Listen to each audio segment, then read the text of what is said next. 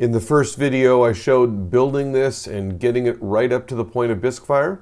And in this video, we're going to take it through glaze.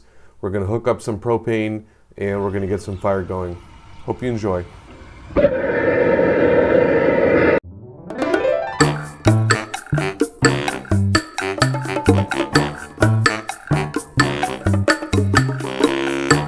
Okay, it's the next morning. What are we going to find? Oh, no drama. That's good. Yeah, let me get that out. We'll get some glaze on it and we'll put it right back in. We'll fire to cone 10. And I also made, off camera, a floor. It's got slight bevels. And it'll go like that. We're going to give this a cone 10 firing.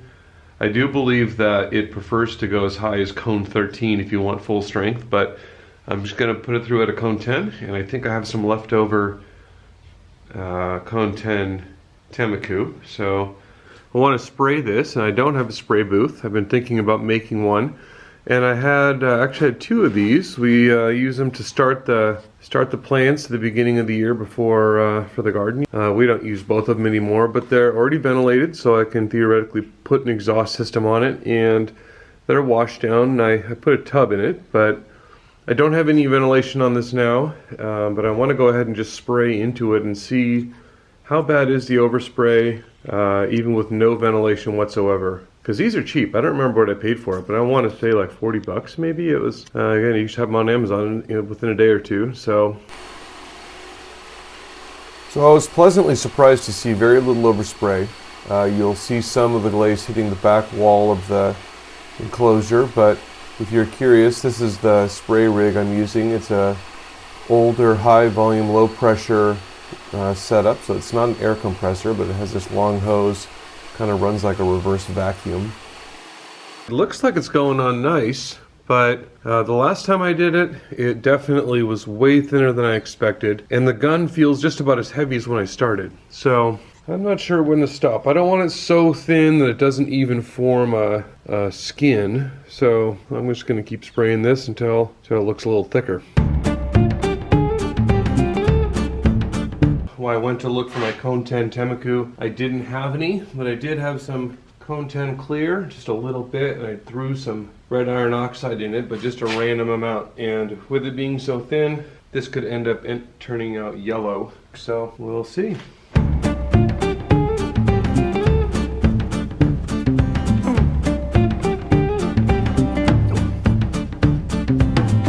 So we're just going to let it go into the kiln like that. I'm going to throw these other bits in with it, give it a cone 10 fire, and see what it looks like tomorrow.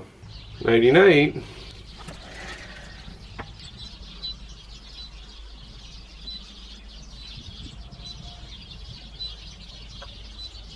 Well, here it is out of the kiln. I think it looks pretty good. Obviously, this didn't turn into a dark red iron oxide Pt.2. And it went on nice and thin, but it went on thick enough, and it crazed fairly badly, which doesn't surprise me because this is not, this clay body, I guarantee you, has a different shrink rate. I'm not sure you're gonna be able to see it, but trust me, it's kind of crazed, but there's something on there and I like that. Fits in perfectly. Have this little nut, still fits. And I'm not sure how I'm going to use this, whether, for now I'm going to leave this nut as a spacer to keep the door off so I have some exhaust. But I could put it on the other side if I want to hold the door close to the body. But there you go. And I've gone ahead and hooked up a hose with the regulator for the propane tank. And what we have on this end is we have the burner along with a needle valve and a pressure gauge, so I can get an idea. I'm guessing I'm going to be putting like 4 or 5 psi into this burner, but we'll see. I'm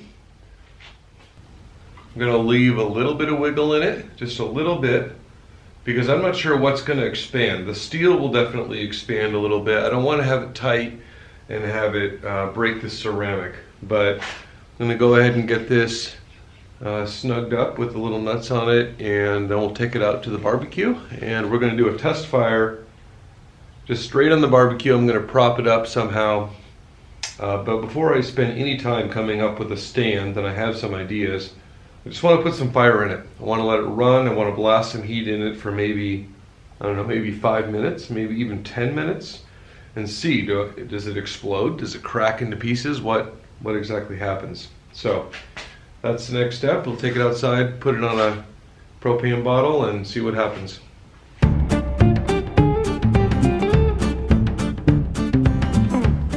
As you can see, I opted to put it on its side. I don't think it's going to matter. This first test, I'm not going to put the door on, but I just have the gauge all set up, easy to read, and the red high flow regulator on the barbecue tank. So the only thing left to do is to put some gas to it, and we're going to keep this valve closed.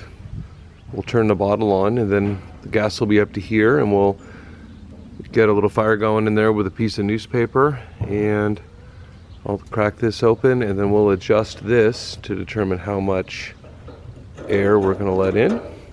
So that's the plan.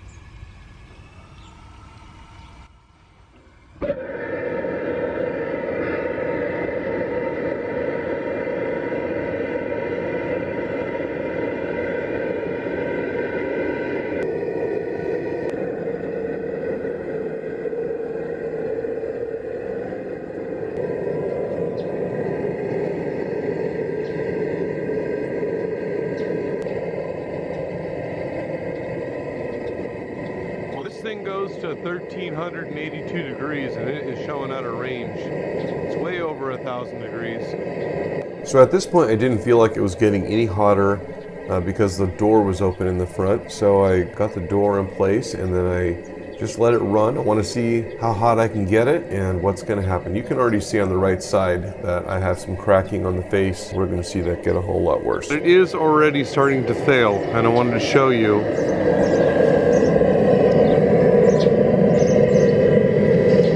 That all the way around.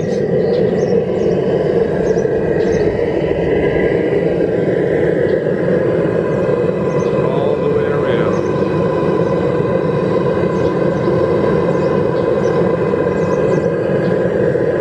So that's no good. I'm curious to see if this thing holds together overall, but already seeing signs of failure. Take this door off here.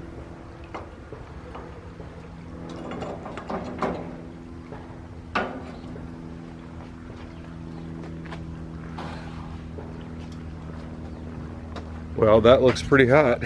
I'm not sure the glow is going to really show up on camera.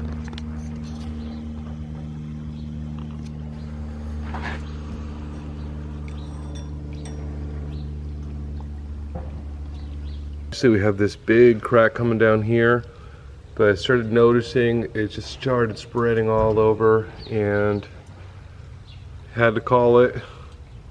Didn't want to be really dangerous. Do have that crack here on the face. So I'm not sure I'm willing to call that total failure, though. It clearly has some problems, but I'm not convinced that this isn't doable.